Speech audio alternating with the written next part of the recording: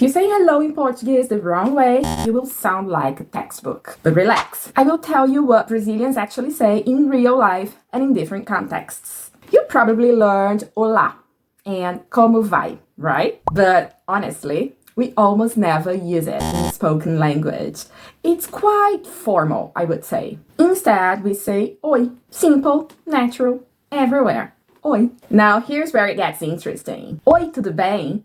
Doesn't really mean hello, how are you? Or hello, are you okay? It is a greeting itself. It's like we need to say oi, tudo bom?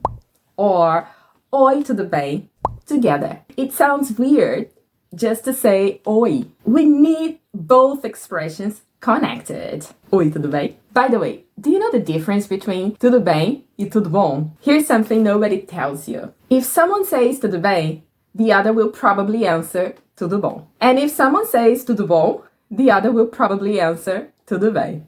We Brazilians, we mix these two expressions naturally. Try it out. Tudo bom? Tudo bem. Tudo bem? Tudo bom. And if you want to sound natural in Brazilian Portuguese, subscribe. Now, with friends, we don't usually say oi or oi tudo bem.